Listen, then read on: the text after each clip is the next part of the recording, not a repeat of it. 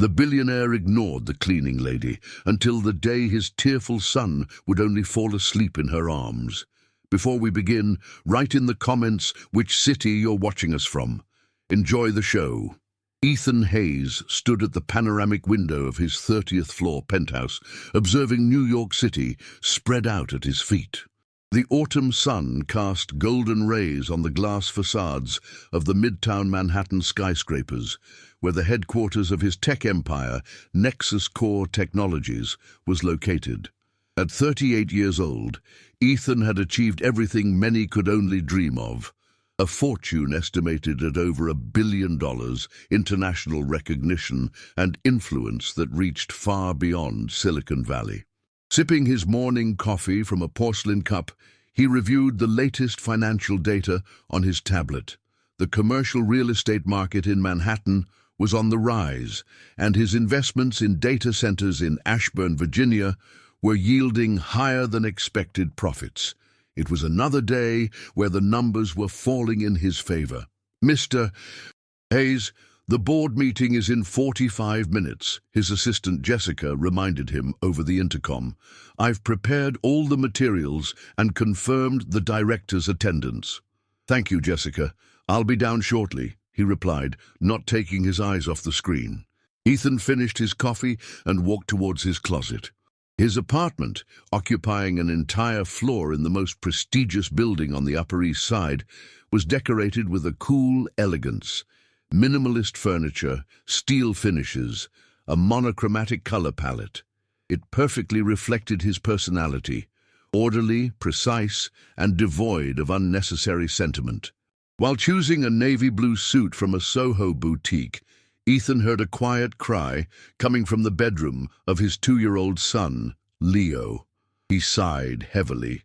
Since the death of his wife Claire, who had passed away from complications during childbirth, he hadn't been coping well with fatherhood. He loved his son, but he couldn't form an emotional bond with him. Every look at the boy reminded him of Claire, of what he had lost, of the emptiness that remained. "Mrs. Garcia!" he called out, knowing the nanny should already be in the apartment. "Leo is awake." Entering his son's bedroom, he saw Maria Garcia, the new nanny hired just a month ago, trying to soothe a crying Leo. Maria, a 43-year-old woman with gentle features, had over 20 years of experience with children. But Ethan saw her only as another employee. He hadn't bothered to learn her story, her motivations, or even how well she was managing with his son. To him, she was simply a service provider whom he paid generously to perform tasks he had neither the patience nor the skill for. "Good morning, Mr. Hayes," Maria greeted him, gently rocking Leo. He had a restless night, but he should calm down soon. Ethan nodded, not looking at her or his son. "I have important meetings today. I'll be late," he said dryly. "Please make sure he has everything he needs." "Of course, Mr. Hayes," Maria replied, a shadow of sadness in her eyes that Ethan didn't notice, too busy checking notifications on his smartphone. As he left the bedroom, he heard Maria begin to hum an old lullaby to Leo. For a split second, he felt a pang in his heart. Claire used to hum those same melodies when she was pregnant. He pushed the memory away, as he did with every thought of his wife, and focused on the coming day of negotiations and multi-million-dollar decisions. The Nexus Core Technologies headquarters was located in a modern office complex in the heart of Manhattan. As Ethan entered the conference room, he immediately felt the gazes of the board members on him. 12 people awaited his decisions, his vision, his strategy. This was the role in which he felt most confident, as a leader, an innovator, a man who made tough decisions without sentiment. "Good morning, everyone," he began, sitting at the head of the long table. "Let's get straight to it. Our expansion project into the Latin American markets needs to be accelerated." For the next 2 hours, Ethan led the meeting with the precision of a surgeon, analyzing data, assessing risks, making decisions. His mind worked like a perfectly oiled machine. No one present dared to question his authority, even when he rejected projects some had been working on for months. "Ethan," Rebecca Shaw, the chief financial officer, finally spoke up. She was a woman with a steely gaze and an equally tough character. I understand the rapid expansion strategy, but have we considered the impact of economic volatility in Brazil on our forecasts? Ethan looked at her coolly. Rebecca, if I waited for the perfect economic moment, Nexus Corp would still be a startup in a garage in Palo Alto.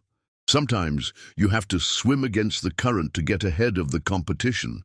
Rebecca didn't back down, which was one of the traits Ethan valued in her, though he would never admit it. I agree, but the risk has been calculated by me, personally, he interrupted. I've reviewed all the data, spoken with our partners in São Paulo. The decision is made. Silence fell in the room. Ethan knew he was right. He always was. His business instincts rarely failed him, and when they did, he could quickly correct the course before anyone noticed the mistake. After the meeting, he stopped by the office of his friend and chief operating officer, David Chen.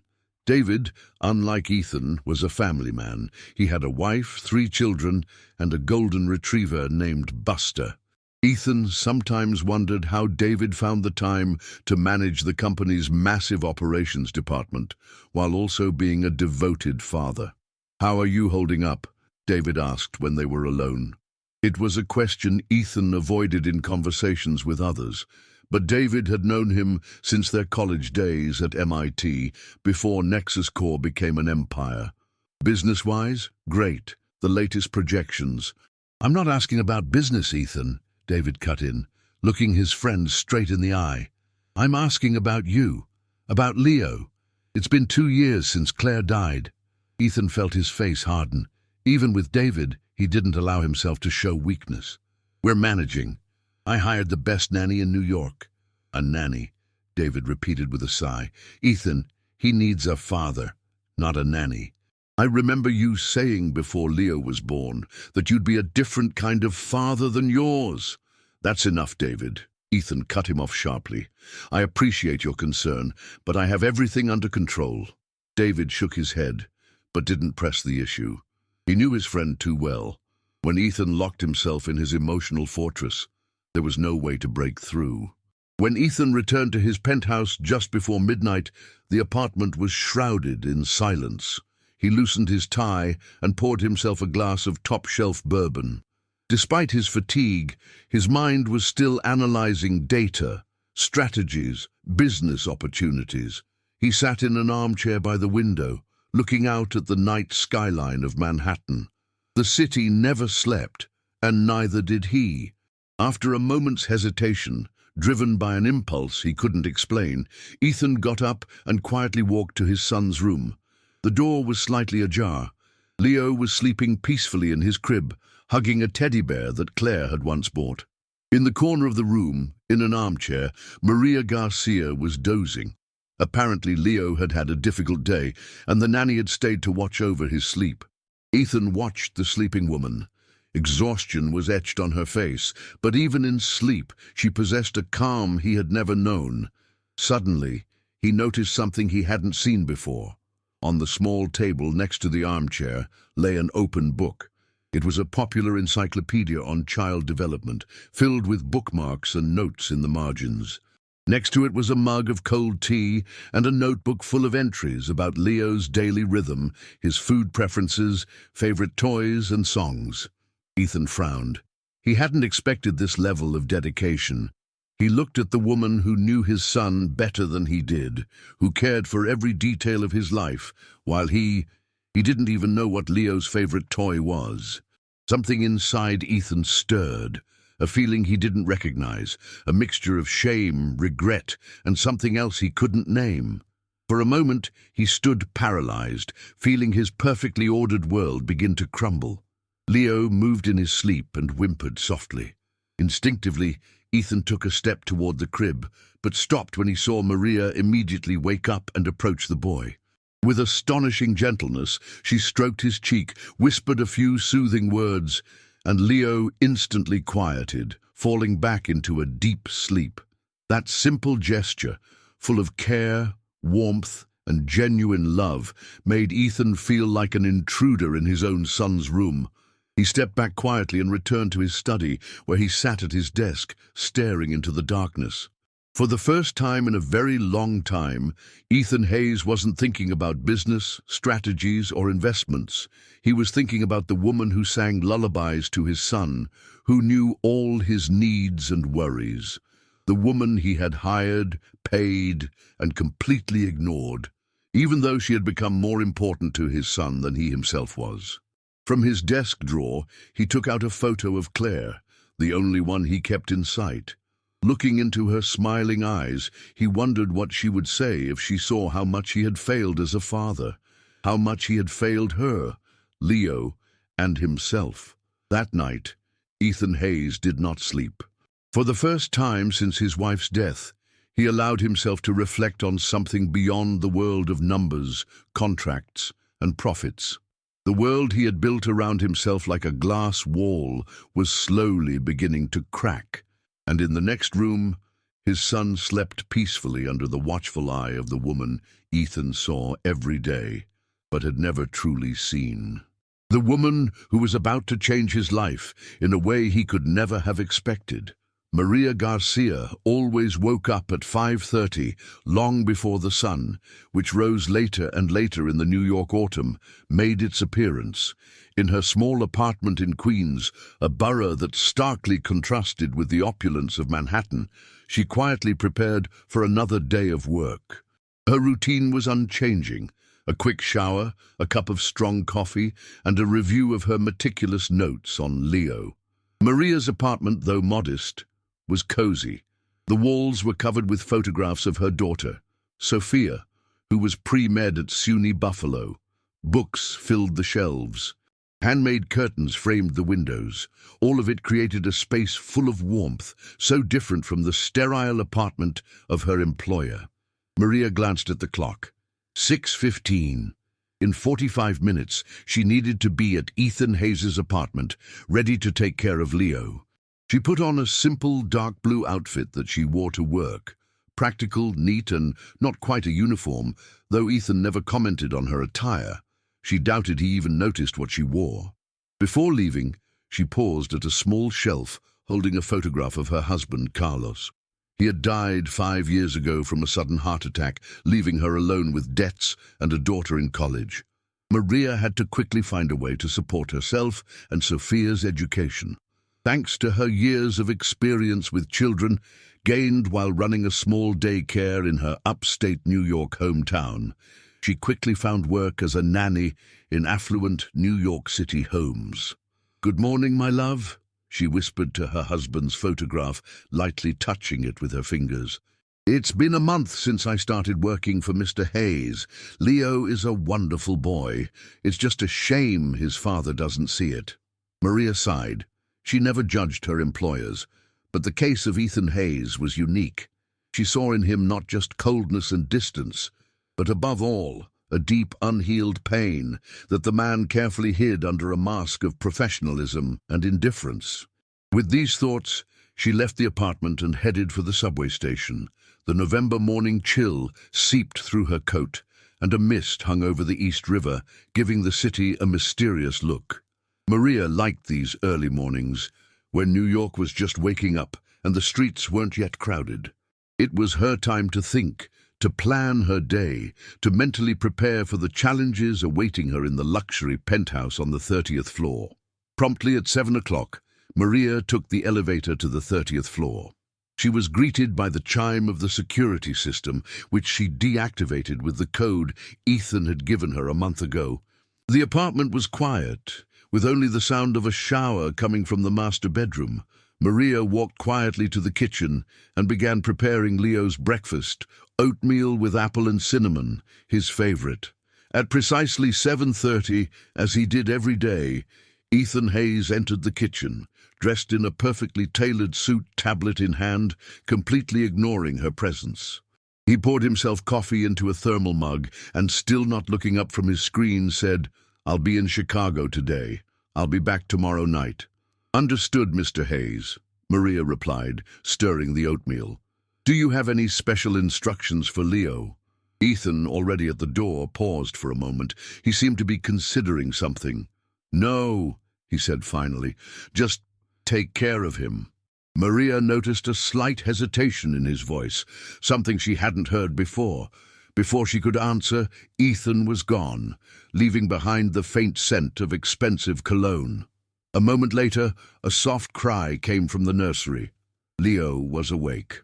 Maria smiled to herself and went to the boy's room. This moment, seeing his sleepy eyes, his tousled hair, and his little arms reaching out for her, was her favorite part of the day. "Good morning, sunshine," she said, lifting the boy into her arms. "How are we feeling today?" Leo, still a bit groggy, snuggled into her arms. Maria noticed his forehead was warmer than usual. "Uh-oh, I think we have a little fever," she said with concern, kissing the top of his head. "Don't you worry, we'll take care of it." For the next hour, Maria fed Leo, took his temperature, 99.9, gave him a fever reducer, and gently bathed him. The boy was quieter than usual, which only confirmed her suspicion that he was coming down with something. "Today we'll stay home and rest," she told him, settling him comfortably on the living room sofa, surrounded by pillows and his favorite toys. "We'll watch some Winnie the Pooh. How does that sound?" Leo nodded, clutching the stuffed bear Maria had nicknamed Mr. Buttons because of its unusual button-like eyes. The day passed peacefully. Maria read books to Leo, sang songs, and made sure he drank water regularly.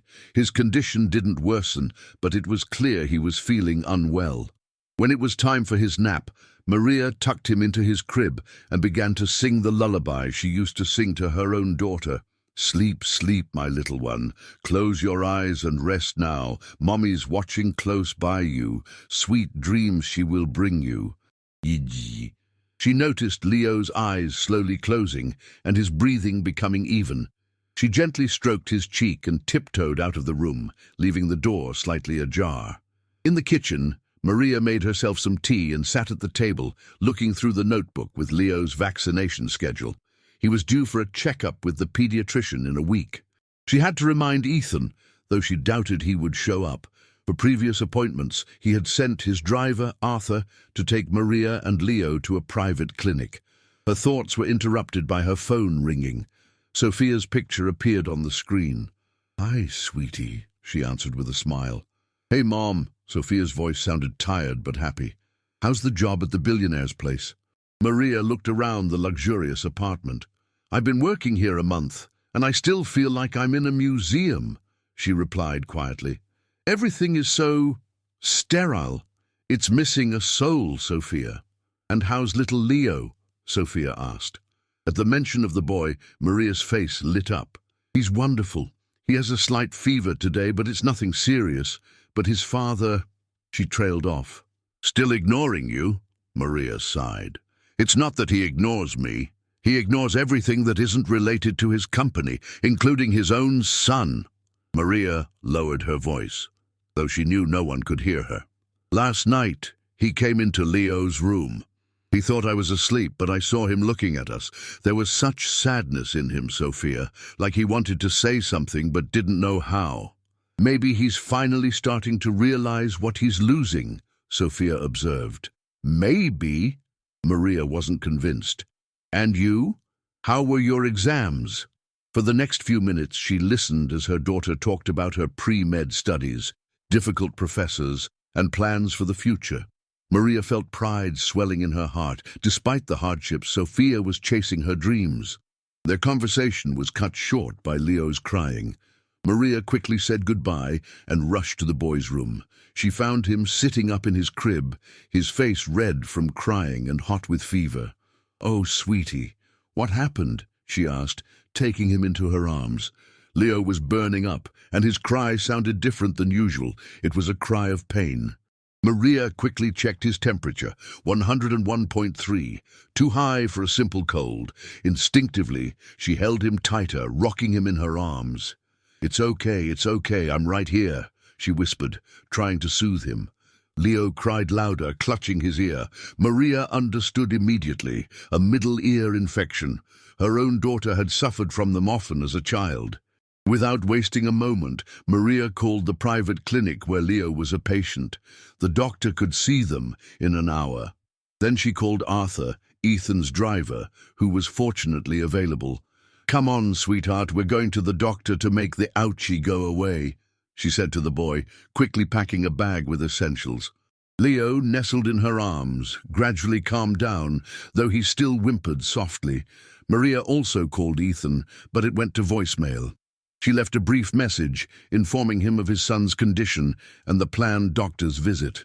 On the way back from the clinic, Leo finally fell asleep, exhausted from crying and the fever. The diagnosis was, as Maria had suspected, an acute middle ear infection. The doctor prescribed an antibiotic and eardrops. When they arrived back at the apartment, Maria gently placed the sleeping boy in his crib and began to prepare his medicine. Just then, her phone rang. It was Ethan. "Mrs. Garcia, I got your message." Ethan's voice sounded different than usual. There was a note of alarm in it. "What's wrong with Leo?" Maria explained the situation, trying to sound calm and professional despite her fatigue. "A middle ear infection?" Ethan repeated. "Is it serious?" "With the right treatment, it should clear up quickly," Maria assured him. "The doctor prescribed an antibiotic and drops. Leo is sleeping now. His fever is a bit lower." There was a moment of silence, as if Ethan was thinking hard about something. "I'm coming back tonight," he said finally. "I'll cancel my meetings for tomorrow." Maria was taken aback. In her month of employment, Ethan had never changed his plans for his son. "That's not necessary, Mr. Hayes. I can really take care of him." "I'm coming back tonight," he repeated firmly, and hung up. Maria put the phone down, puzzled by this sudden change. Was it possible that Ethan Hayes, the man who seemed to live solely for his company, had suddenly started to worry about his son? Or was it just a sense of duty? She had no time to ponder. Leo began to cry again. Maria immediately went to his room, ready to do what she did best, care for a child who needed love and attention, whether his father had finally noticed or not. Ethan Hayes sat in the back of his car, staring at his smartphone screen, where a search for acute middle ear infection was displayed. He read about the symptoms, treatment, and possible complications, a growing sense of unease washing over him. His meeting in Chicago had been cut short the moment he received Maria's message. Without a word of explanation, he had stood up from the conference table, leaving his business partners astonished, and called his driver, ordering an immediate return to New York. Now, as they sped down the highway at the maximum allowable speed, Ethan analyzed his own reaction. Why had he suddenly felt the need to return home?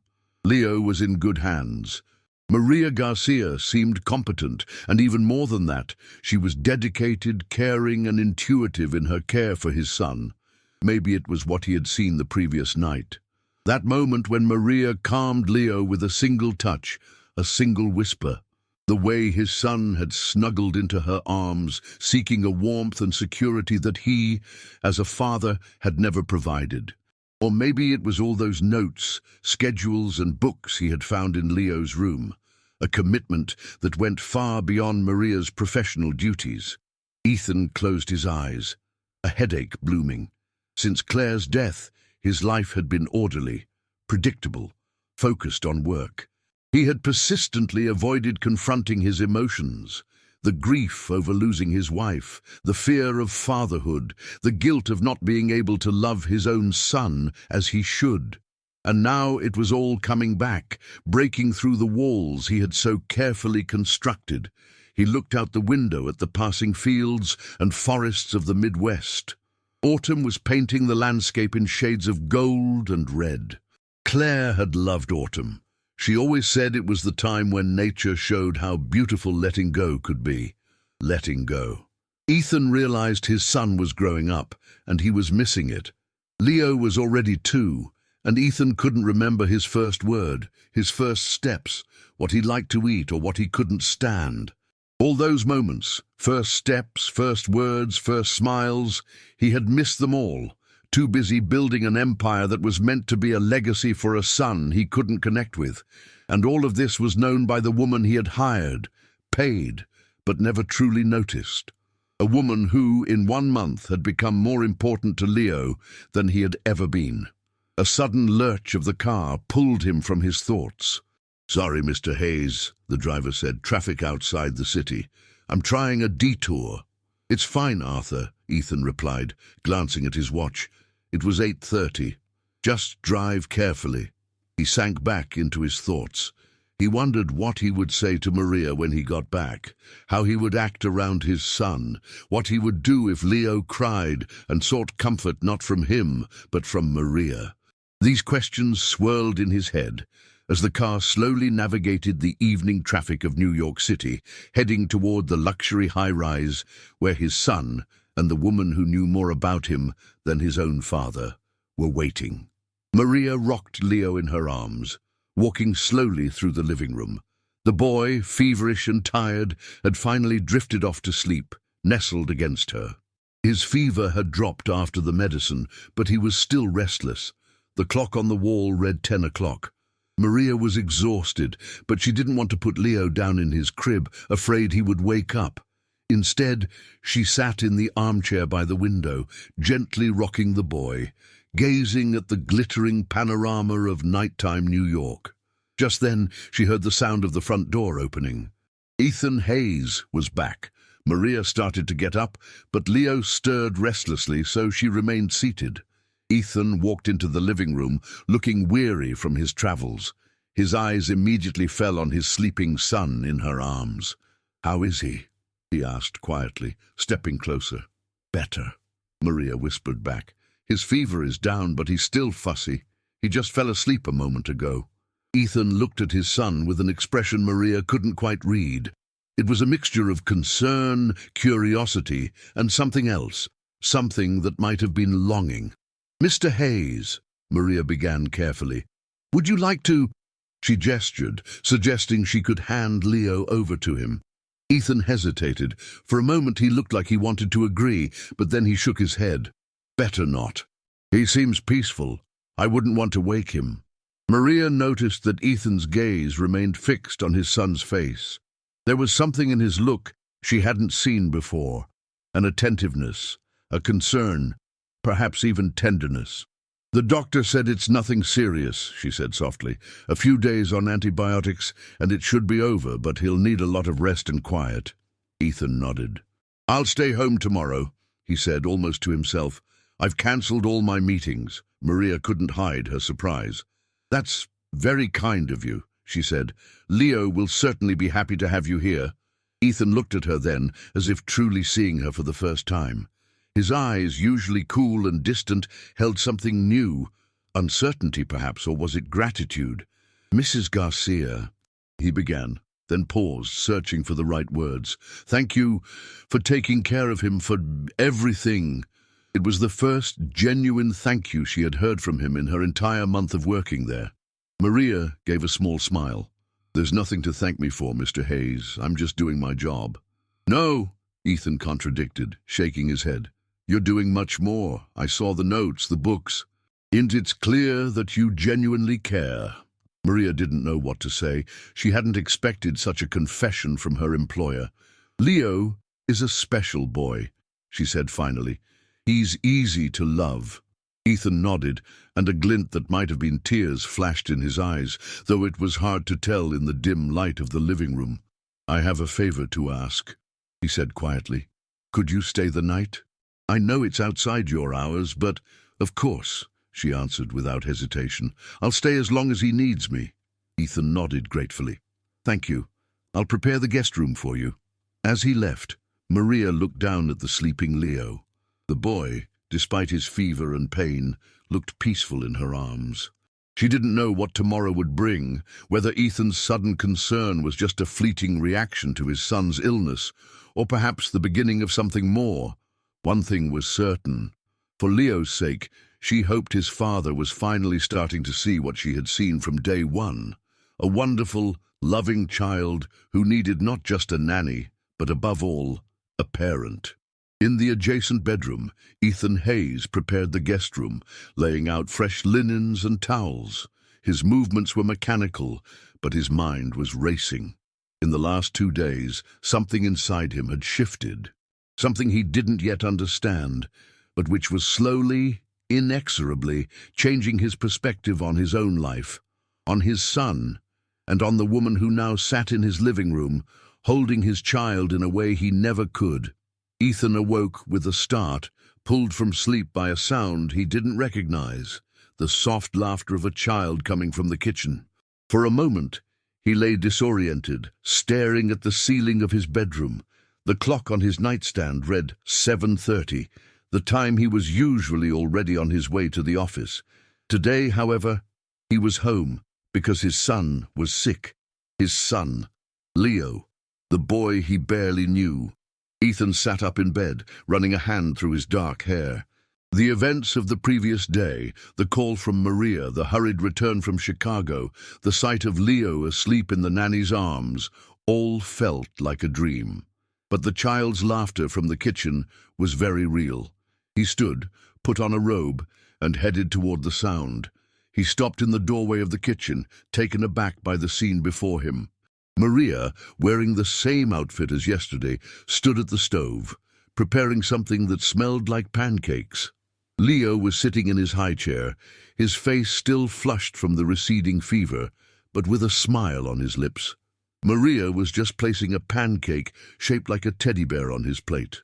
"Look, it's a pancake, Mr. Buttons," she said to the boy, adding blueberries for eyes and a nose. "Enjoy, sweetie." Leo giggled and reached his hands toward the plate. There was so much warmth, so much natural ease in the scene that Ethan felt like an intruder in his own kitchen. "Good morning," he finally said, stepping into the room. Maria turned, clearly surprised by his presence. "Good morning, Mr. Hayes," she replied, reflexively tucking a strand of hair behind her ear. "I'm sorry if we woke you. Leo's fever broke and he was feeling better, so I thought pancakes might cheer him up." Ethan shook his head. "No, I'm the one who's sorry for sleeping so late," he said, walking over to his son's high chair. "Hey, Leo, how are you feeling?" The boy looked at his father with wide eyes, as if unsure how to react to such a direct question. In his 2 years of life, his father had rarely addressed him so personally. "Dada," Leo said finally, holding out a hand smeared with blueberries. Ethan hesitated, but after a moment he offered his finger, which the boy immediately grasped. That simple gesture, the tiny hand closing around his finger, unleashed a wave of emotion in Ethan that he hadn't expected to feel. "Yes, it's Dada," Maria said with a smile. "Dada stayed home today just for you." Ethan looked at her, grateful for the comment that helped break the awkwardness of the moment. Could I have a pancake too?" he asked, trying to sound casual. "Of course," Maria replied, already reaching for another plate. "How do you like it? With jam? Maple syrup?" "Anything is fine," Ethan answered, sitting down at the table. "I haven't had homemade pancakes in a long time." Maria nodded and returned to the stove. Ethan watched how efficiently she moved, how well she knew his kitchen, which he himself barely used. Leo, intrigued by his father's presence, started telling him about the bear on his plate. "Mr. Buttons," he said, pointing at the pancake. "Mr. Buttons?" Ethan repeated, not understanding. "That's his favorite teddy bear," Maria explained, placing a plate with 3 pancakes in front of Ethan. "We named him that because he has eyes like buttons." "I see," Ethan said, suddenly realizing how many details of his son's life had escaped him. They ate in a comfortable silence, punctuated only by Leo's happy murmurs. Ethan, used to meals in expensive restaurants or sandwiches eaten in a hurry at his desk, was surprised by how good these simple pancakes tasted. "These are delicious," he said honestly. Maria smiled, a flicker of pleasure in her eyes. "Thank you. It's my grandmother's recipe," she added, wiping Leo's mouth as he finished eating and now watched his father with interest. Ethan felt a sudden rush of uncertainty. Now what? How was he supposed to spend a whole day with a son he barely knew? What should he do? What should he say? As if reading his mind, Maria spoke. "Leo needs a lot of rest today, but if his temperature stays down, maybe you could show him those new books you brought back from London. They're on the shelf in his room." We haven't even had a chance to open them." Ethan blinked in surprise. It was true. During his last business trip, he had bought Leo a few English children's books, left them in his son's room, and forgotten about them, just like so many other things. "Yes, that's a good idea," he replied, grateful for the suggestion. After breakfast, Maria took Leo to the bathroom to wash him and change his clothes. Ethan, not knowing what to do with himself, started clearing the table. He automatically reached for his phone to check emails, but stopped himself. Today was supposed to be a day for Leo. He put the phone down and instead went to his son's room to find the forgotten books. The nursery, designed by a professional interior decorator Ethan had hired before his son was even born, was spacious and elegant, but impersonal. It was dominated by muted colors, designer furniture, and expensive toys that Leo probably never used. The only obviously cherished item was the stuffed bear, Mr. Buttons, lying on the pillow. Ethan looked around, trying to remember where he had left the books. On one of the shelves under the window, he spotted a small bag. He opened it and found 3 beautifully illustrated books he'd bought at a London bookshop. Next to them was a small note, written in what was clearly Maria's neat script: "Books from Dada, to open together when he gets back from his trip." Ethan felt a pang in his chest. She had actually tried to build an image for Leo of a father who remembered him, who brought him gifts from his travels, who was present in his life. She was building an image that was completely false. Maria entered the room carrying Leo dressed in fresh pajamas. The boy, seeing his father with the books, reached out his hands, making a sound that was clearly red. "You found the books," Maria noted with a smile. "We were waiting for the right moment to look at them together." Ethan hesitated, not knowing what to say. "Thank you for remembering them." Maria walked over and gently sat Leo on the bed next to his father. "Leo, Dada is going to read you your new books. How about that?" she asked the boy, then turned to Ethan. "I'll go prepare his medicine and make some tea. Call me if you need anything." Before Ethan could protest, Maria slipped out of the room, leaving him alone with his son. Leo looked up at his father expectantly, his eyes, so much like Claire's, full of curiosity. Ethan swallowed the lump in his throat and opened the first book, a story about a little bear who got lost in the woods and was trying to find his way home. He began to read, hesitantly at first, then growing more confident as he got into the story. Leo listened intently, occasionally pointing at the pictures and saying single words. After finishing the first book, Ethan looked at his son. The boy looked tired but content. His cheeks were still a little pink and his eyes a bit too bright from the fever, but he was smiling. "More?" Leo asked, touching the cover of the second book. "Of course," Ethan replied, opening it.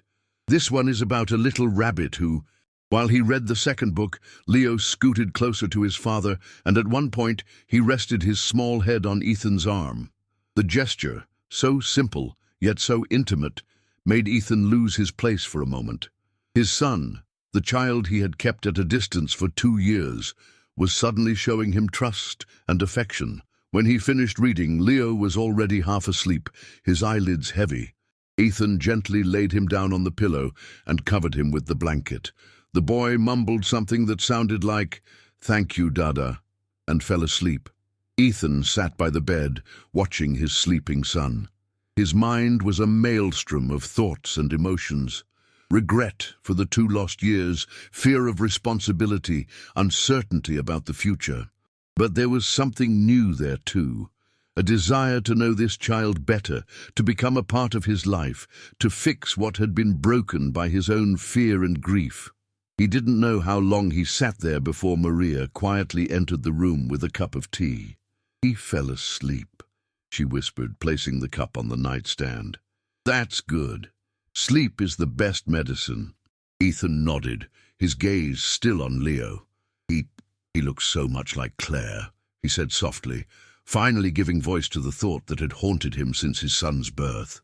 Maria paused, surprised by the sudden confession. "You never talk about her," she observed gently. "No," Ethan admitted. "It's too painful." Maria came closer, standing beside him next to Leo's bed. "Sometimes talking about the ones we've lost helps keep them alive in our hearts," she said quietly. "What was she like?" Ethan looked at her, surprised. No one asked him questions like that. No one wanted to talk about Claire. Not him, not his friends or family, as if mentioning her was taboo. "She was full of life," he finally answered, finding it hard to form the words. "Joyful, spontaneous, my complete opposite. She always used to joke that if we were too much alike, it would be boring." Maria smiled softly. "She sounds like an exceptional person." She was, Ethan confirmed, his eyes returning to his sleeping son. "And she was right about children. She always wanted a big family. I was more skeptical, but she knew better." "What did she know better?" Maria asked gently. Ethan sighed, wondering why he was even talking about this. Why was he sharing these intimate memories with the woman he'd hired to clean and care for his son? "She knew that a child would change our lives for the better," he answered at last. I was afraid I wouldn't be a good father, that I wouldn't know how to—" He trailed off, unable to finish. "To love," Maria supplied quietly. Ethan looked at her, stunned by her insight. "Yes," he admitted, "my own father wasn't a role model. He was strict, distant, always put work first. I promised myself I'd be different. And then Claire died and His voice broke. "I became exactly like him." Maria placed a comforting hand on his arm. "It's never too late to change that," she said. "Leo is only 2. You still have a whole lifetime to be the father he needs." Ethan shook his head. "I don't know how," he confessed. "I don't know how to be a father." "No one does at first," Maria replied calmly. "It's not knowledge you're born with. It's something you learn every day, through trial and error." Ethan looked at her, grateful for her words, which brought more comfort than she could possibly imagine. "Mrs. Garcia." "Maria," she interrupted. "I think, since we're talking about such personal things, perhaps you could call me by my first name." Ethan nodded. "Maria," he repeated. "Thank you for everything you do for Leo, and for this conversation." "You're welcome," she replied with a smile. "And now, since Leo is asleep, shall we have some lunch? I made chicken soup, perfect for a cold." Ethan agreed and gave his sleeping son one last look before they left the room. A feeling he hadn't experienced in a very long time bloomed in his heart. Hope. Hope that maybe, just maybe, it wasn't too late to fix what was broken, to learn to be the father his son needed. In the days that followed, Ethan stayed home, postponing all his business meetings and working remotely only when Leo was asleep. The initial awkwardness in his interactions with his son gradually gave way to a growing confidence. With Maria's help, who patiently showed him Leo's daily rituals, his preferences and his habits, Ethan slowly learned how to be a father. Maria watched this transformation with a mixture of surprise and joy. The Ethan Hayes she had met a month ago, the cold, distant businessman who treated his own child like an obligation, was gradually opening up, revealing a completely different side of his personality. 4 days after Ethan's return from Chicago, with Leo's condition much improved, Maria found father and son in the living room, building a tower of blocks together.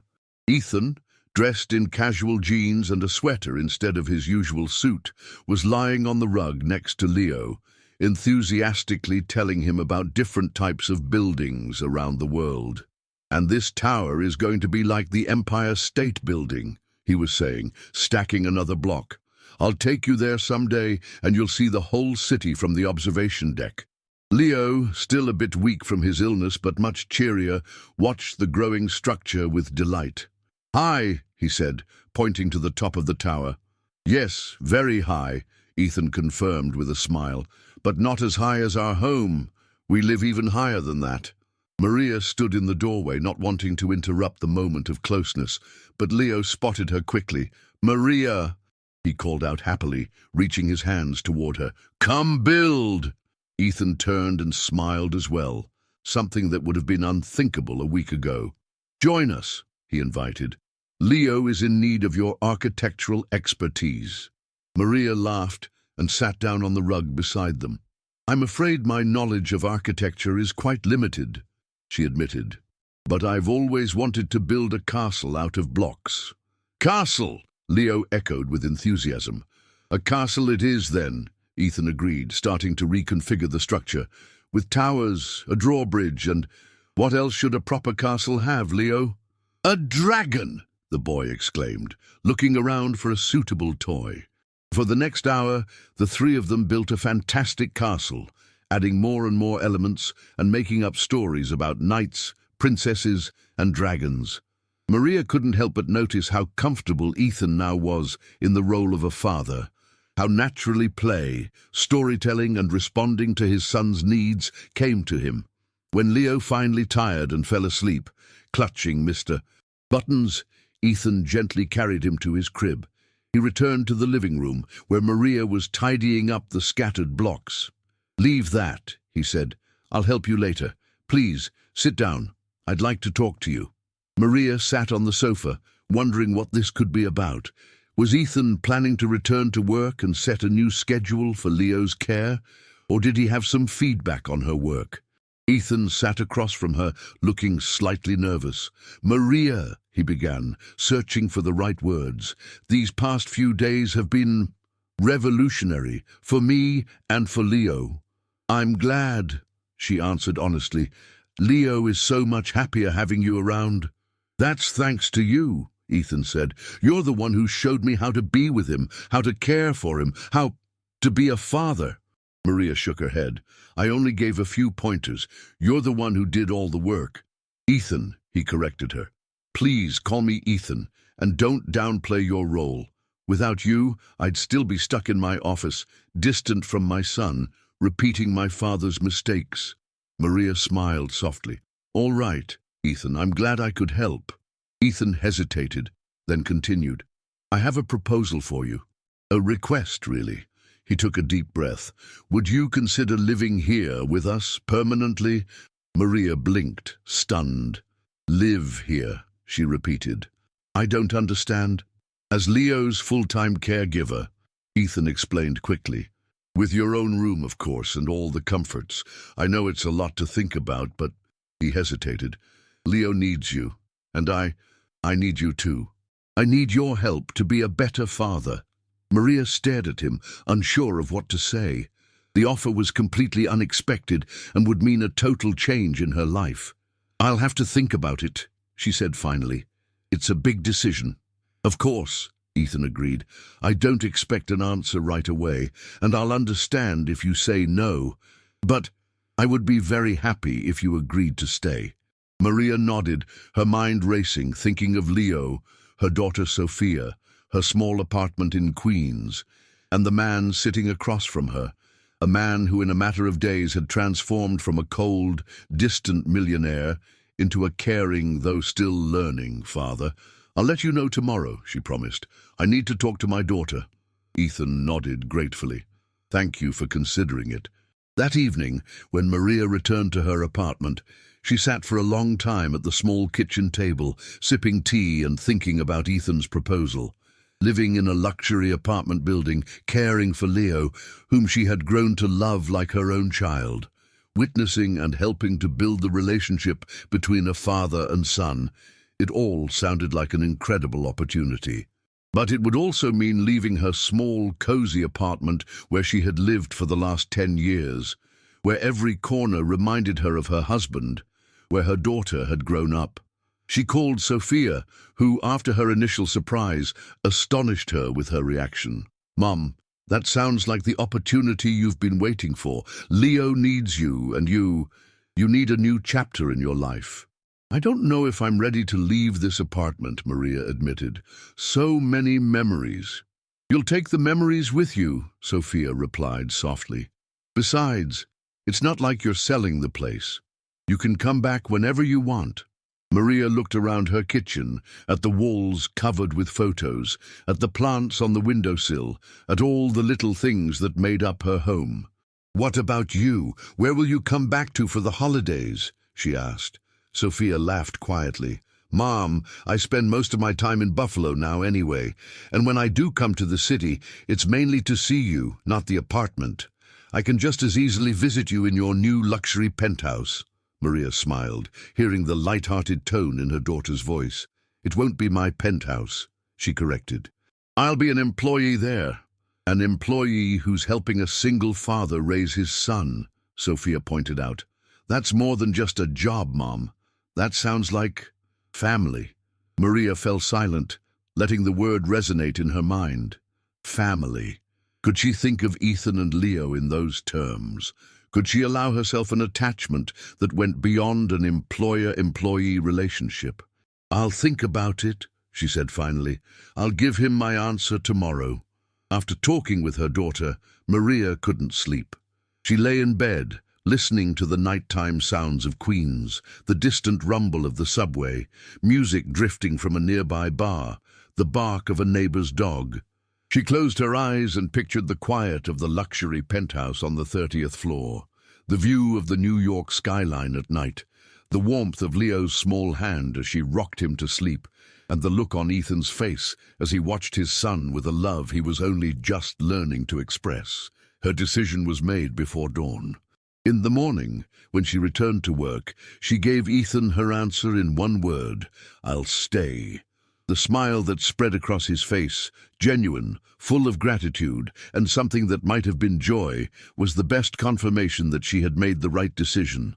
That same day, Ethan Hayes, the billionaire who just a week ago had ignored the existence of his cleaning lady, helped her move her most important belongings from her apartment in Queens to the guest room in his penthouse. That room, previously as cold and impersonal as the rest of the apartment, quickly filled with photographs, books, and plants, becoming a small oasis of warmth in the glass world of Ethan Hayes. And in the room next door, Leo, now fully recovered, played with his toys, occasionally peeking into the hallway and smiling at the sight of the two adults who had, unknowingly, become the most important people in his world. Winter in New York arrived unexpectedly fast, blanketing the city in a coat of white in the first week of December. From the windows of the 30th floor apartment, the view was breathtaking. The city skyline twinkling through a haze of falling snow, the rooftops covered in white, the East River a dark ribbon cutting through the landscape. A month had passed since Maria had moved in with Ethan and Leo. A month full of changes, challenges, and unexpected discoveries for all of them. That Saturday morning, Maria stood by the kitchen window, preparing dough for gingerbread cookies. It was one of the many traditional customs she was gradually introducing into the life of this unconventional family. Leo sat at the table in his high chair, enthusiastically stirring a spoon in a small bowl full of flour and spices. "A little more cinnamon, what do you think?" Maria asked, handing the boy a small spoonful of the aromatic spice. Leo, who had made huge strides in his speech over the past few weeks, nodded enthusiastically. "Cinnamon good," he declared, dumping the entire contents of the spoon into the bowl, which created a cloud of fragrant dust and his own burst of laughter. Maria smiled, watching his joy. Leo had blossomed in the last month. He had become more confident, talkative, and expressive. The illness, which had initially seemed like a misfortune, had turned out to be a turning point, bringing him closer to his father in a way that had seemed impossible just a few weeks earlier. "What are you thinking about?" Ethan's voice pulled her from her thoughts. She turned to see him standing in the kitchen doorway. He was dressed in a casual sweater and jeans, holding a stack of documents he had been reviewing all morning. "About how much has changed in a month," she answered honestly, returning to kneading the dough. Ethan came closer, placing the documents on the end of the table, far from Leo's flour-dusted hands. "For the better, I hope." He asked, a note of uncertainty still present in his voice when he discussed personal matters. "Definitely," Maria confirmed, nodding toward Leo, who was proudly showing his father his bowl of spices. "Dada, look, I'm making cookie dough," the boy shouted. "I see, Master Chef," Ethan said, ruffling his son's hair and leaving a streak of flour, which prompted another peal of laughter from Leo. And what are we going to do with these cookies? Ornaments for the Christmas tree, Leo replied immediately, clearly excited by the prospect. Ethan looked at Maria questioningly. I promised him we'd have a traditional Christmas tree this year, she explained, with gingerbread ornaments, paper chains, and lights. A traditional Christmas tree, Ethan repeated, a thoughtful shadow crossing his face. I haven't had one of those since I was a child. It's high time to change that, Maria stated firmly, transferring the dough to a bowl and covering it with a cloth. The dough needs to rest for a few hours. In the meantime, we can go get the tree. What do you two think? Leo immediately started clapping his hands, getting even more flour on his clothes. Yes, Christmas tree, he cheered. Ethan hesitated. I still had to review these documents, he began, gesturing to the stack of papers. Maria gave him a meaningful look. It's Saturday, Ethan, she reminded him. The documents can wait until Monday. Over the past month, one of her biggest challenges had been convincing Ethan that work didn't have to fill every moment of his life, that there were weekends, holidays, time for family. She was gradually succeeding, though there were still days when Ethan would disappear into his study for long hours, lost in a world of numbers, contracts, and business strategies. Ethan looked at his son, whose face was alight with pure excitement at the prospect of getting a tree, and he surrendered. You're right, he admitted with a smile. Let's go get that tree. The Union Square holiday market was bustling with stalls selling Christmas trees, ornaments, and festive treats. The air was filled with the scent of hot cider, roasted chestnuts, and pine needles.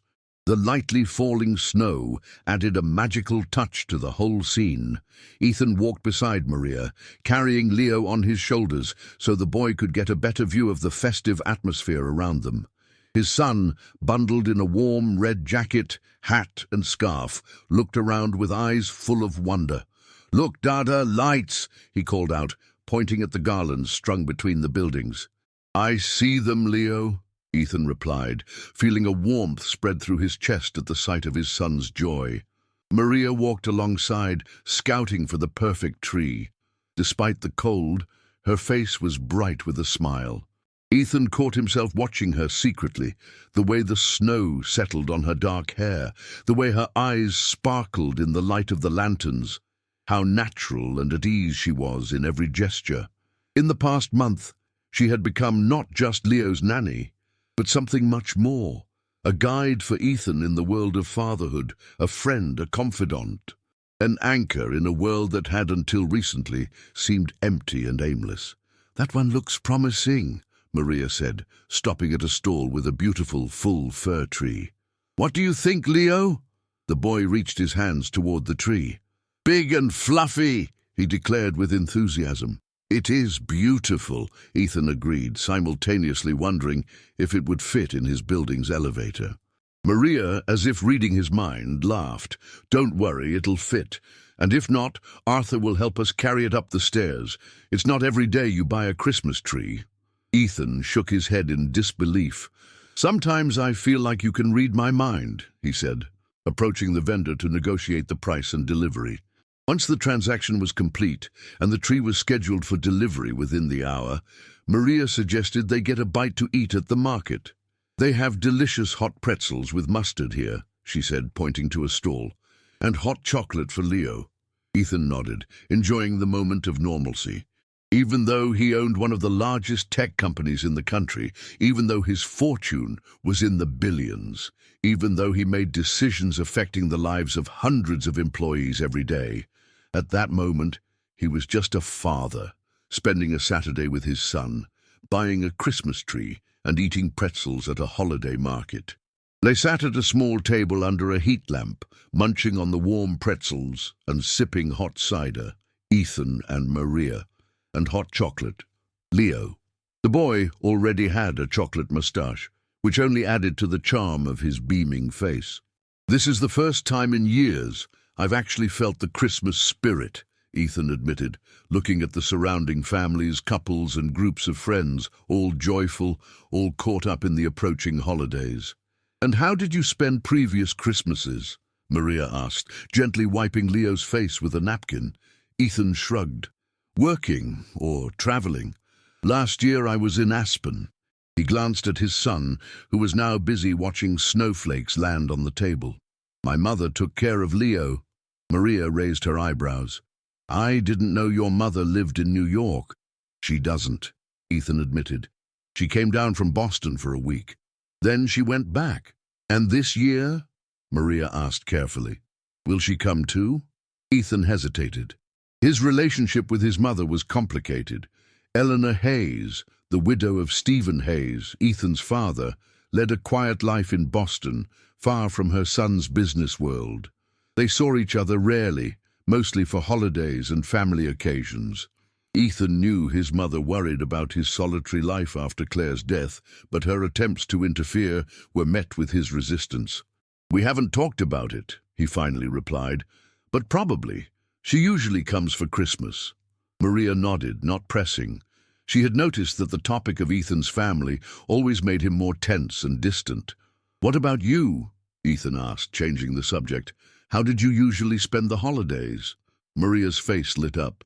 With Sophia, of course. And usually with a few friends who had nowhere else to go. Our home was always open for lonely souls during the holidays. She hesitated. This year, Sophia is coming from Buffalo. I was thinking maybe she could spend Christmas Eve with us. If you don't mind, of course. Ethan felt a pang of guilt. He hadn't considered that Maria might want to spend the holidays elsewhere. That her moving into his apartment also meant giving up her own traditions and customs. Of course she can, he said quickly. We'd be delighted to have her, and I'm sorry I didn't think of it sooner. Maria waved her hand. It's nothing. The important thing is that we'll be together. Those words, we'll be together, sent a wave of emotions through Ethan that he couldn't quite name. Affection? Gratitude? Or maybe something more, something deeper, that had been slowly sprouting in his heart over the past month. Before he could dwell on it, Leo tugged on his sleeve. Dada, can we go see the reindeer? He asked, pointing to the far end of the market, where a few live reindeer were indeed in a pen, much to the delight of the children.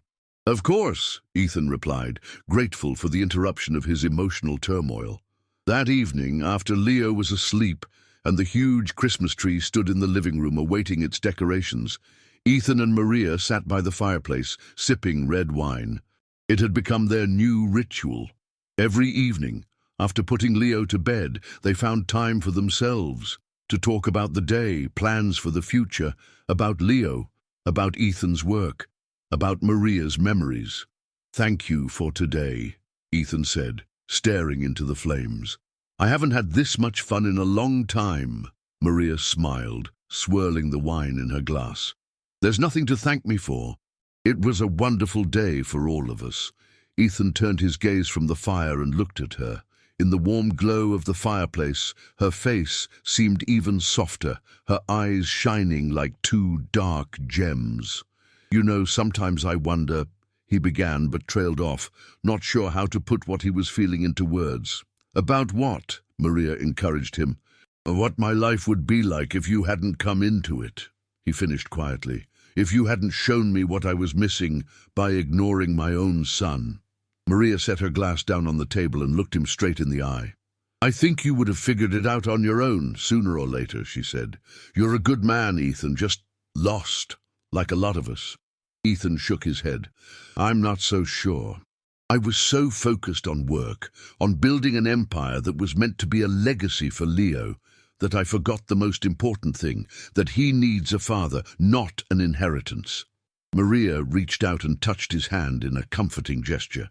It's never too late to fix that, and you're doing it every day, Ethan. I see how you're changing for Leo, how you're learning to be the father he needs. Ethan looked at their joined hands, feeling the warmth of her skin against his. It's because of you, he said softly. You're like a bridge between me and Leo. You show me the way. Maria blushed slightly but didn't pull her hand away. I'm happy I can help, she replied, but the truth is you're doing it yourself. I'm just standing on the sidelines and offering a pointer when needed. Ethan shook his head with a smile. You're too modest. You've changed our lives, Maria, mine and Leo's, and I'm incredibly grateful to you for it. They sat in silence for a moment, watching the fire, their hands still linked in a gesture that went beyond simple comfort. Finally, Maria gently withdrew her hand and reached for her glass. We should probably get some sleep, she said. We have tree decorating and cookie baking to do tomorrow. Ethan nodded, feeling a strange pang of regret that the moment of closeness was over. Good night, Maria, he said as she rose from the armchair. Good night, Ethan, she replied with a smile, then headed toward her room. Ethan remained alone by the fireplace, watching the dying embers and pondering the feelings that were slowly, inexorably, beginning to fill the empty space in his heart, a space that, since Claire's death, had seemed impossible to fill. A week before Christmas, Ethan's apartment was transformed. The tree was adorned with ornaments handmade by Leo, with help from Maria and Ethan, gingerbread stars and trees, paper chains, little tissue paper angels. The fireplace mantel held candles and pine boughs, and the kitchen was always filled with the scent of spices and freshly baked goods. Ethan, to his own surprise, was taking immense pleasure in all these preparations. Every evening when he returned from work, and he was now actually returning at a reasonable hour, he found new decorations, new scents, new signs of the coming holidays. Leo was thriving in this atmosphere. His vocabulary was expanding at a startling rate, and his confidence grew daily. Every morning he greeted his father with a cheerful, "Good morning, Dada," and every night he demanded that Ethan be the one to read him his bedtime story. For Ethan, these changes were revolutionary. From a man who avoided his own son, he had become a father who couldn't wait to get home to spend time with him. From an employer who ignored his nanny, he had become, what exactly? A friend, a roommate. Someone whose nightly conversations by the fire he eagerly anticipated. These thoughts were swirling in his head one evening, a few days before Christmas Eve, as he sat in his study, trying to focus on work. It was no use. His mind kept drifting back to Maria, to her smile, to the way she held Leo's hand as they made ornaments, to her warm voice as she sang carols. The ringing of his phone pulled him from his reverie. It was his mother, Eleanor. "Ethan, darling, how are you?" she asked when he answered. "I'm fine, Mom," he replied, leaning back in his chair. "And you?" "Wonderful. That's why I'm calling." There was a joy in her voice he hadn't heard in a long time. "I was going to tell you sooner, but I'm going away for the holidays." Ethan sat up straight, surprised. "You're going away? Where?" "To Italy," she replied with enthusiasm. "I've met someone, Ethan. Richard is a widower like me. He teaches art history at Harvard, and he's invited me to spend the holidays at his villa in Tuscany." Ethan blinked, trying to process this information. His mother, always so serious and reserved, suddenly sounded like an excited teenager. "That's wonderful, Mom," he said at last, genuinely happy for her. "When did you meet him?" "At some public lectures a few months ago, but we only recently started seeing each other," she explained. "I didn't want to tell you until I was sure it was something serious." "And is it?" Ethan asked, smiling in spite of himself. "I think so," she replied, and he could hear the smile in her voice. "He's a wonderful man, Ethan.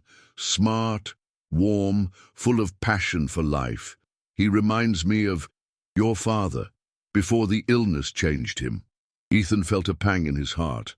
His father, before cancer had taken him, had indeed been a warm, vibrant man. It was the illness that had made him cold and distant, traits Ethan had unconsciously inherited. "I'm happy for you, Mom. I really am," he said sincerely. "You deserve to be happy." "Thank you, dear," she replied. "But now I'm worried about you and Leo. We usually spend the holidays together, and now I'm leaving you two alone." "Don't worry about us," Ethan interrupted. "We won't be alone. Maria is with us, and her daughter is coming for the holidays." There was a moment of silence on the line. "Maria?" Eleanor asked. "Leo's new nanny?" "Yes," Ethan confirmed. "Actually, she's been living with us for a month, permanently." Another pause, this one longer. "Ethan," Eleanor began cautiously, "is there something I should know?" Ethan felt his